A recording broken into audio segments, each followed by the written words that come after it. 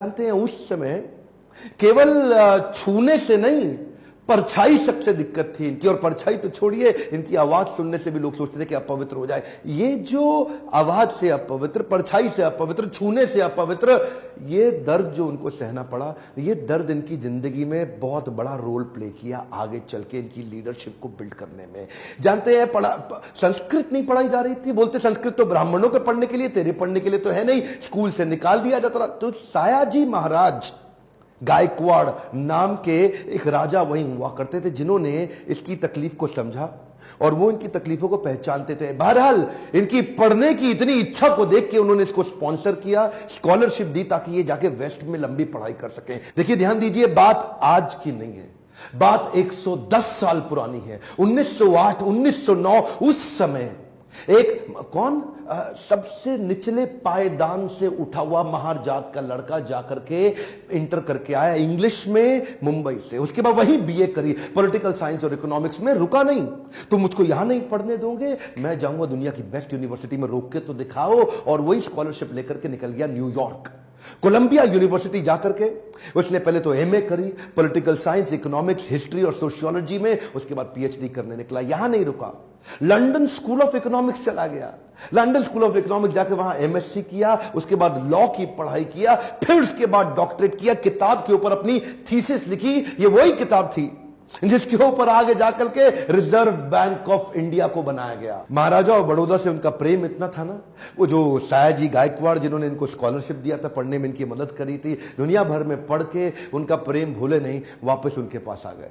बोला, आप दुनिया भर में पढ़ के आए हूं, आपकी सेवा में आना चाहता हूं। तो उनको मिलिट्री सेक्रेटरी की नौकरी दे दी गई, और उस समय ये नौकरी बड़ी मानी जाती थी। अब ये बड़ी पदवी पे तो आ गए थे, लेकिन वो छुआछूत ने इनका पीछा थोड़ी छोड़ा। वहां भी जो सरकारी पियोन होता था ना, वो उनको फाइल दूर से फेंक के दिया करता था। बोला, तू नीच जात का है?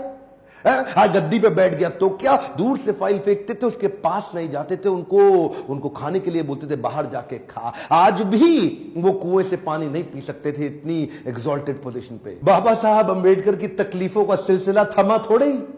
अभी तो रमाबाई जिनसे उनका विवाह हुआ था, उनके साथ उनकी 5 संतानें हुई, लेकिन 4 संतानें एक के बाद एक इलाज की सुविधा ठीक से ना मिल पाने के कारण उनके जीवन से चलती चली गई। 4 बच्चों का देहांत हुआ, 1 बच्चा बचा, लेकिन पत्नी भी आगे चल के लंबा साथ नहीं दे पाई। वो भी लंबी बीमारी के चलते उनका भी देहांत हो गया।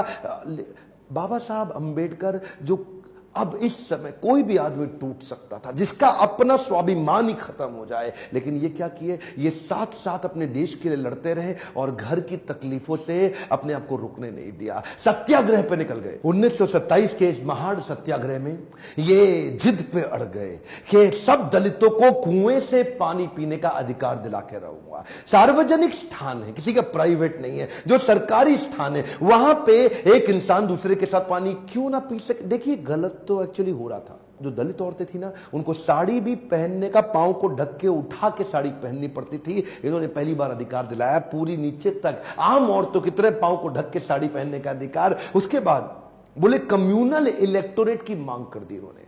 कम्युनल इलेक्टोरेट में ये चाहते थे कि कम्युनिटी के आधार पे हमारी वोटिंग की सुविधा अलग हो। उसमें थोड़ा गांधी जी अड़ गए, क्योंकि गांधी जी जानते थे कि ये अंग्रेज लोग मिल करके हमारी सारी जातियों को तोड़ के अलग कराना चाहते। गांधी जी ने इनको समझाया।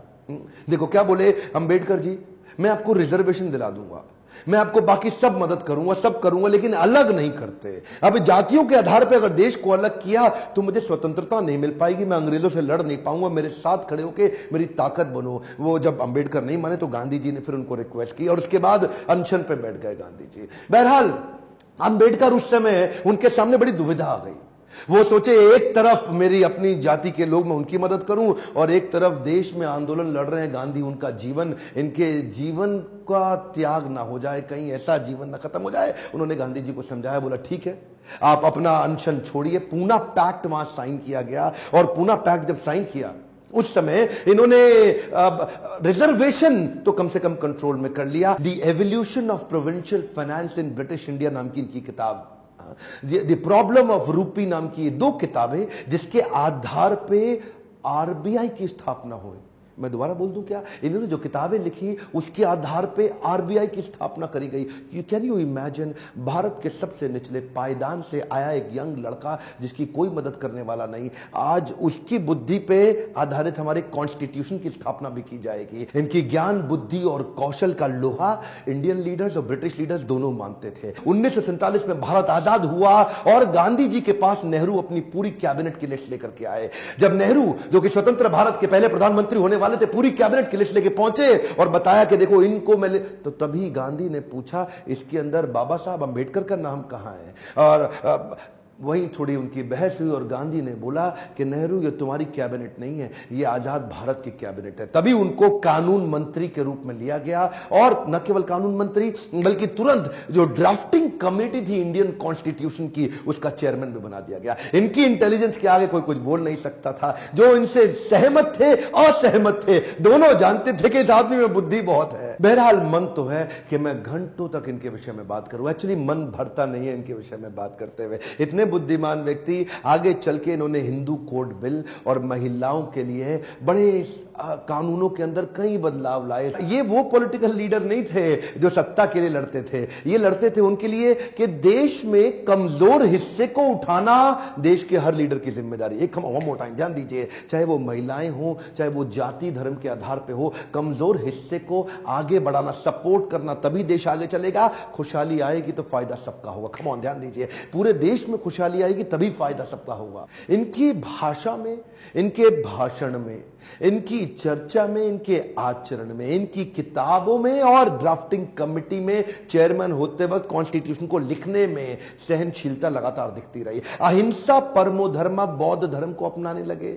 आत्मवत् सर्वभूतेषु, भागवतम में बताया गया है कि बौद्ध धर्म में आत्मवत् सर्वभूतेषु, सभी जीवात्माओं को अपनी तरह देखना चाहिए। ये जो समान दृष्टि देने का उन्होंने प्रयास किया, ये उसके बाद ये बौद्ध धर्म को स्वीकार करने चले गए। आखिरी तक काम प्रेम से करते रहे, किसी से लड़ाई नहीं लड़ी। आपके लिए क्या मैसेज है इसमें? एक मैसेज लेके जाइए, एजुकेशन इज द टूल।